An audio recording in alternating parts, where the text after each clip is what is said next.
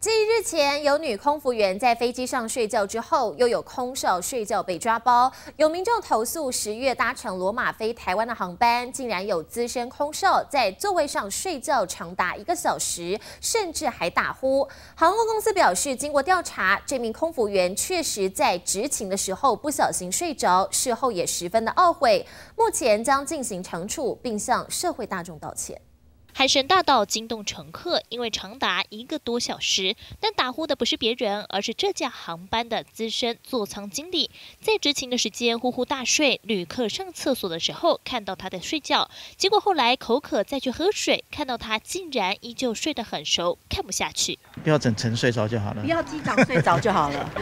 对啊，不要机长睡着，机长睡着就完了。有时候他真的很累，这样飞来飞去，有时候是体谅一下。飞罗马长程的航班时间长达10几个小时，民众看见白发苍苍的他也不忍苛责。航空公司事后调查，座舱经理坦诚执勤的时候不小心睡着了，也觉得非常懊悔，提出惩处并向社会大众道歉，也承诺加强人员训练。不可以在上面从事任何工作以外的事情，比如说有些人会不小心睡着，那这个我们当然会极力去避免。长程的部分的话，我们都会安排大家一起轮休。离谱的是，7月份同一家航空公司也发生了女性空服员因为身体不适熟睡到打呼的事件。国外空服员度过的画面也不少，只见他们频频点头，却还得维持优雅的坐姿。虽然工作辛苦，小睡不为过，但也得找对地方休息，才能兼顾飞行安全。